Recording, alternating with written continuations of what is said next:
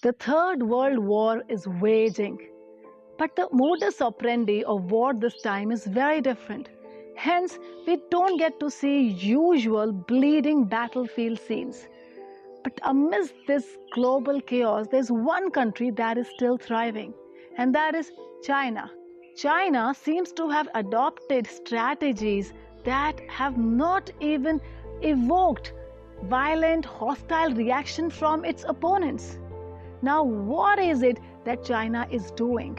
China has opened its factories and going back to work. But what kind of world is China going back to? The world has already collaborated, come together to work against China. There is a movement called Move Out of China that has been initiated. Lots of nations have risen up to the occasion. The nations that you may not even have expected to. And these nations have now come together to take away the economic prowess from China. And these may be the nation that you may soon see as growing up to be the next economic superpowers in the world. What has China done to deserve this? First, China makes the world sick and then sells it cheap, substandard medical equipments. Then China sends the entire world economy crumbling and goes out aggressively and buys all the distressed companies. Third, China begins to hoard cheap crude oil after crashing crude oil prices to rock bottom. Now, while the world is busy conjuring up medical equipments and assistance, China seems to have already moved ahead of pandemic after effects because China already has hoarded tons and tons and tons of crude oil. Its state reserves claim to have been filled up to 65% of their capacity. China is becoming more and more self-reliant. Next, China is also stockpiling grains. Now, what the world fears immediately after pandemic is a famine. So the world is cliffhangering with this fear.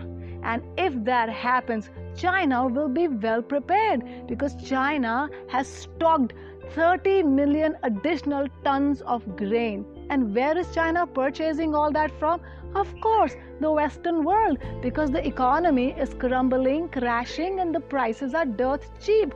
Next, China is also investing heavily in WHO, that is World Health Organization. It recently paid WHO $30 million in cash after previously having paid $20 million. So in less than 2 quarters of the new year, it already has invested $50 million in WHO, which makes it a powerful entrant into the global organization. Now, how did China make it happen for itself? Till 50 years back, China was recognized as a poor nation of impoverished farmers. In 1970s, China changed its policies. From complete communism, it opened the sluice gates for foreign investments and opened its gate to capitalism. It identified economic zones and constructed major manufacturing hubs. Because of its low wage rate, it became a favorite among the Western investors as the hotspot favorite to manufacture. And by 1980s, almost most of the Fortune 500 companies were producing their products from China. And by 2010s, 2/3 of the world products were being made in China. So in a swift span of 50 years, it spun its economy from poor country of farmers to the world's second largest economy, only second to United States. While China was an upward climb, the world was growing distant from China. It was learning to distrust China. And very recently, this pandemic has opened a complete Pandora's box. Why? Because China, that happens to be the world's largest manufacturer of medical drugs, China, which happens to be the world's second largest manufacturer of medical equipment, when asked by the bleeding world to help, it refused. It failed because it claimed to be in a lockdown state itself. So while the world was dying, bleeding, crumbling, crashing, China was growing, thriving, conquering, and scaling. Now, who are the real beneficiaries in this game?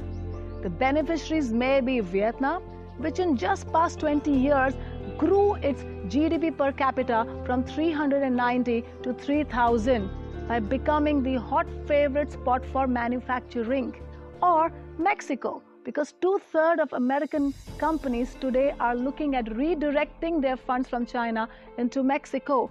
Up to $12 to $19 billion are planned to be invested in Mexico. Or India. India, which has the best and maximum competitive edge over China. We are a lot of us and we are a lot of young amongst us. If only we can fix our infrastructure and raise our standards of manufacturing, fine-tune our import-export laws, and make it ready to receive the global investors, we may soon be the next global super economy after United States and China. So if India can fix its infrastructure and maximize on its manufacturing just the way China did in 1990s, we may just be the next superpower in making. So what are you doing while India is on its way to super economic status? And manufacturing is the way forward. Why don't you just figure out how can you be instrumental in making a big difference to India's Make in India campaign? So pause and think. Are you whiling away your time watching Amazon and Netflix, or are you gearing up to learn online and build some skills to make a difference to India's next inning? Just pause and think.